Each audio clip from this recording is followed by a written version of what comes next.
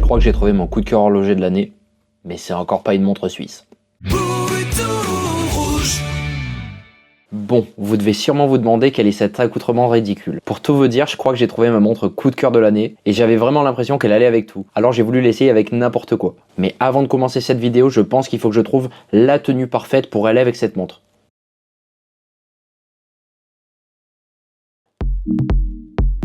Vous entendez? Je pense que je sais où je vais trouver ma tenue.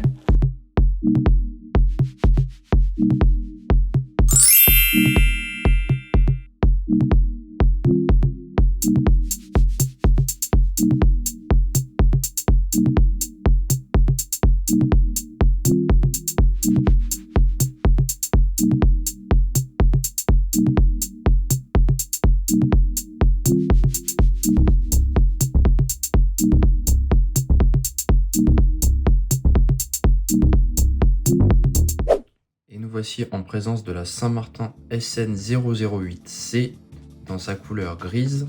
Et la première chose qu'on peut remarquer, c'est qu'on est absolument sur le design d'une Tudor Black Bay 58. Sur ce modèle, ce qui va nous sauter aux yeux directement, c'est le côté monochrome de cette montre, avec des jeux de brillance et de mat. Et à première vue, elle semble très simple. Passons tout de suite aux dimensions. 40 mm de diamètre pour 48 mm de corne à corne, 11,5 mm d'épaisseur et un entre-corne de 20 mm. Côté équipement, la montre est dotée d'un verre saphir double dôme, traité anti-reflet lumière bleue, c'est-à-dire AG coating et pas AR coating, comme d'habitude. Donc c'est un verre anti-lumière bleue. Une lunette rotative 120 clics, très précise, aucun jeu, aucun retour en arrière. Bruit très sympathique et agréable si ce n'est un petit peu dur à manipuler. Le logo et les index sont appliqués et elle possède les aiguilles caractéristiques de la Tudor Black Bay, c'est-à-dire les aiguilles Snowflake qui sont très géométriques. La luminescence appliquée sur cette montre est le BGW9 de couleur bleue sur les index ainsi que sur les aiguilles. Elle possède une couronne vissée qui assure 20 barres d'étanchéité, ce qu'on peut voir écrit en bas du cadran. Il y a des gens qui m'ont dit, du coup, mec, t'es dans le sud de la France, pourquoi tu ne nous fais pas profiter des beaux paysages? Alors là, on est actuellement quasiment en hiver, mais je vais quand même pouvoir tester l'étanchéité de ce petit truc. Alors, je vais vous montrer, hein, les paysages, c'est la mer ici et tout. Et on va voir donc si cette montre est effectivement étanche.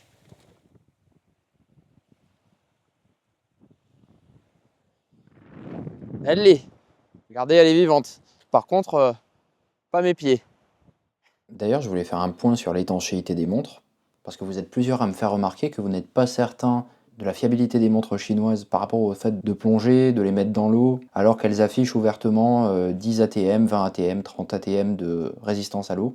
Et je reçois donc régulièrement des commentaires à ce sujet. Eh bien, sachez que nous, les youtubeurs, on n'est pas là pour vous mentir, on est là pour tester les montres et pour les éprouver, notamment en les portant au quotidien, en dormant avec, en les mettant sous la douche, enfin. Mais comme je vous dis, on essaye de faire les reviews les plus honnêtes possibles. Et c'est vrai que, notamment pour les Saint-Martin, en prenant mes douches avec, en me lavant les mains, en allant sous l'eau, en nageant, j'ai vraiment jamais de problème. Et là, je peux vous parler de la SN036 que j'ai review la dernière fois, qui est une vraie plongeuse.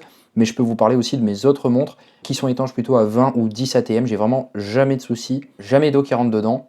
Et si vous n'êtes pas convaincu par les certifications chinoises, n'oubliez pas qu'il existe des vidéos, notamment la vidéo de ce youtubeur hispanophone qui est allé en immersion dans les usines Saint-Martin. Donc je parle vraiment de cette marque en particulier, pour vous montrer qu'ils ont des process, qu'ils ont des machines, ils ont investi énormément pour pouvoir tester leurs montres dans des conditions extrêmes, avec des caissons étanches, etc. Et donc il ne faut pas aller jusqu'à penser que la Chine, ils ont des certifications moindres qu'en Europe, en tout cas sur les normes d'étanchéité, parce qu'en fait, sinon, tout simplement, ça saurait. Vous verrez sur les subreddits des gens qui se plaignent de l'étanchéité, vous verrez des youtubeurs qui disent « Bah voilà, ma montre a pris l'eau », ce n'est jamais le cas, et on n'est pas là pour vous mentir, c'est parce que ça n'arrive pas tout simplement. En parlant de la couronne, celle-ci est signée du logo Saint-Martin, et quant au boîtier, il est brossé, mais possède de jolis chanfreins polis qui viennent absolument bien finir la montre, et nous donnent une vraie sensation de qualité. D'ailleurs, vous pouvez remarquer que les maillons sont femelles. Cette déclinaison de la SN008 pèse 145 grammes donc elle a quand même une certaine présence au poignet. Et si l'on s'attarde sur le bracelet, on peut voir qu'il s'affine de 20 à 18 mm et qu'il nous laisse sur le fermoir Saint-Martin d'avant-dernière génération, qui est ma foi plutôt bien poli au niveau des chanfreins et plutôt bien brossé, avec le logo appliqué, des boutons pressoirs très qualitatifs que j'adore utiliser, mais sur celui-ci malheureusement il n'y a pas d'ajustement rapide, mais plutôt 4 niveaux de micro-ajustement. Le bracelet type Oyster est simple mais très bien fini au niveau des brossages et aussi au niveau des polissages.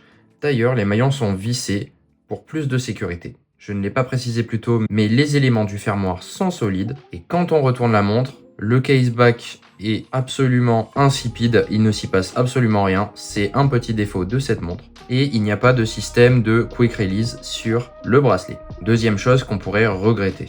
D'ailleurs, ce caseback renferme un mouvement assez spécial puisque sur cette déclinaison en particulier, je possède un Sellita SW200 qui est à peu de choses près un ETA 2824-2. Cette montre est aussi disponible bien sûr et de manière plus fréquente avec un PT5000 qui est un clone chinois du Sellita SW200. Vous pouvez maintenant la voir sur mon poignet de 15,5 mm. Elle rend quand même extrêmement bien. Et moi je trouve que la forme de ce boîtier ainsi que comment tombe le bracelet épouse parfaitement la forme du poignet. Elle me plaît vraiment beaucoup. Et d'ailleurs elle n'est pas extrêmement épaisse, ce qui est plutôt agréable. Alors voilà, effectivement, c'est une montre que j'ai inclus dans mon quotidien parce qu'on peut dire quand même qu'elle passe vraiment partout.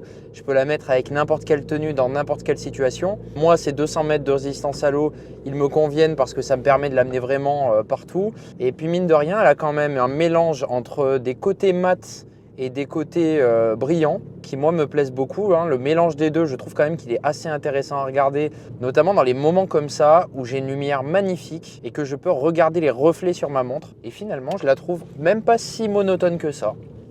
Et comme pour la SN036 ainsi que ma G-Shock, j'ai éprouvé sa résistance et je lui accorde ma certification Tennis Proof.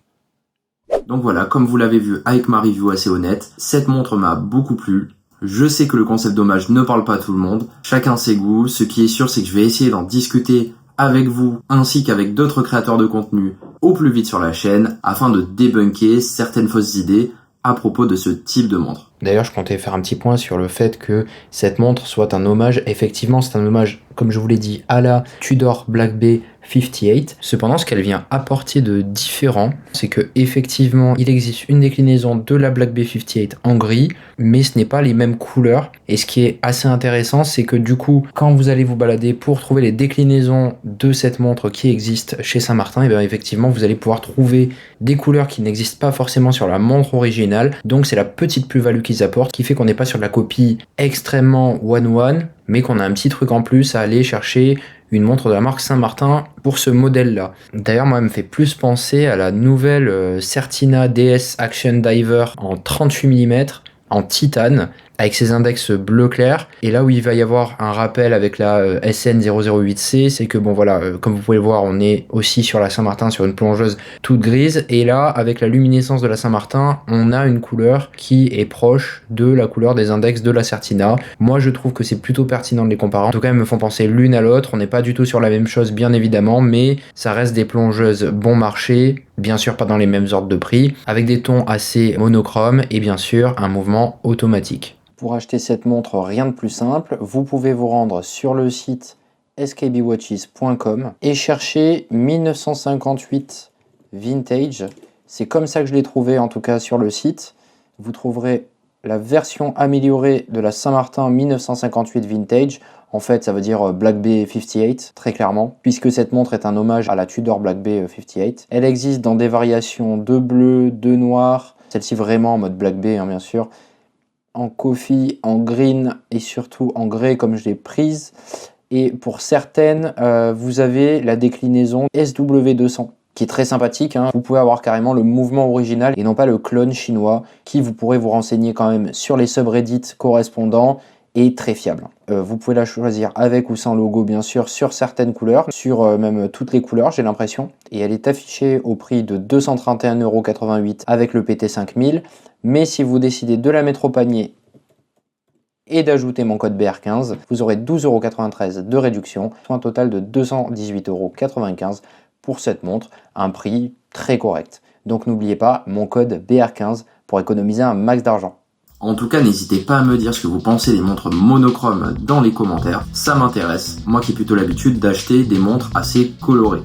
Et si la vidéo vous a plu, n'hésitez pas à vous abonner à la chaîne, à laisser un petit like ou même à booster la vidéo. C'est très simple, sur votre application mobile YouTube, vous swipez sur la droite, vous cliquez sur booster et c'est fait.